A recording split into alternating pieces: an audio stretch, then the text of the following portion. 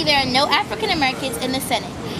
Do you think this might have anything to do with why there are not more legislation being created to ensure an efficient education regardless of socioeconomic status? Yes, because all legislation is passed through somebody that has an agenda. So if nobody has the agenda in mind to help black students in poor neighborhoods, then it'll never get passed. If there's nobody to lobby for them, then it'll never be picked up. What's that word? Lobby? There's no one to lobby for them? Right. Thank you. Black and white children have equal opportunity in education, and why? Well, it really depends on demographic and where you're from, because like if the child doesn't put forth the effort and the parents don't put forth the effort to help the child, then it's not, they don't have the resources. Do you think black and white children have an equal opportunity in education, and why? I actually don't think that black and white children have an equal opportunity in education, simply for the fact that we have to realize most of our fellow black people are underrepresented and they're under-resourced. We live in communities where the public education is based off of property tax, and a lot of the black communities that we live in don't have high property taxes at all. So therefore, our education. Racism, just know that it does exist. You know, we don't know what the kids face these days, especially the youth. Very much so. Why? Why? I mean, it's very much evident in the disparities and in resources that you find in education. Different counties, different tax brackets, different funding. You know, simple. That's it. Lack of resources, lack of mentorship too, that we have. Do you think that if the number of African American educators increased, the number of African Americans graduating from high school would increase? I definitely think that would be the case, just because I know for myself, I had one African American educator in my school, and he really was the guide to get me to college and get me to understand that this was important for myself and for my people. Having an African American teacher, if you did, what subject did they teach? Do you think if the number of African American educators increased, the number of African Americans graduating from high school would increase as well? Hello.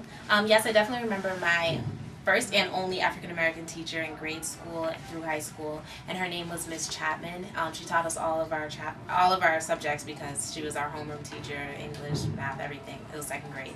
And I definitely believe that if there were more African American teachers, the rate of high school graduation for African Americans would increase, because people would be able to see themselves as someone who can be a professional.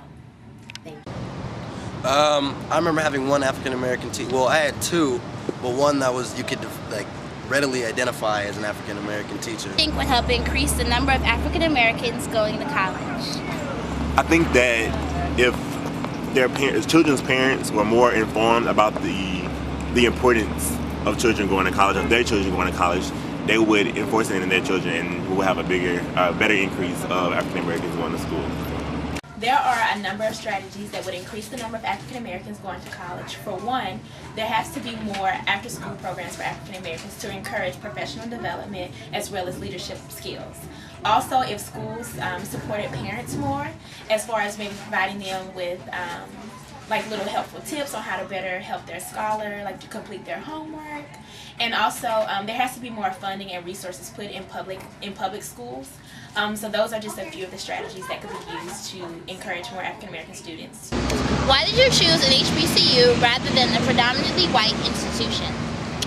Well, with Morehouse, I just chose Morehouse because of its heritage. Martin Luther King, Martin Luther King, and people of that nature impacted their community so well, and I felt like being here, my son, my children will be able to come here and be able to follow the same legacy that I wanted to be a part of.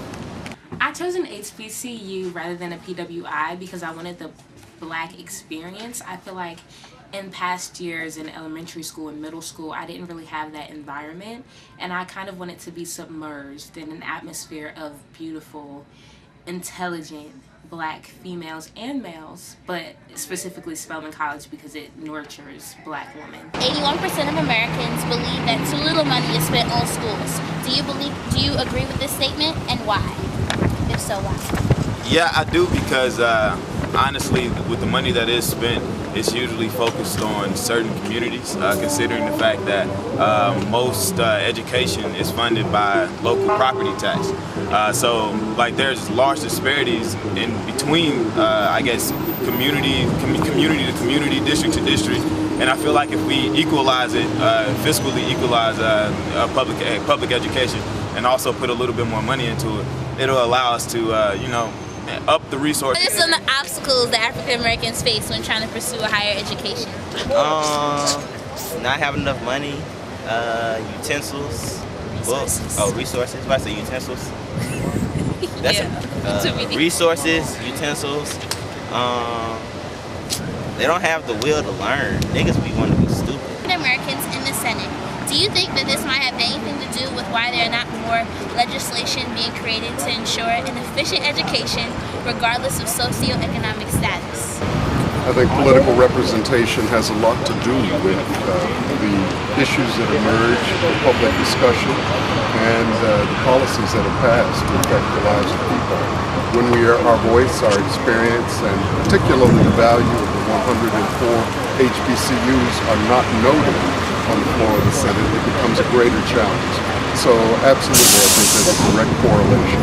When you're absent, you are often not counted.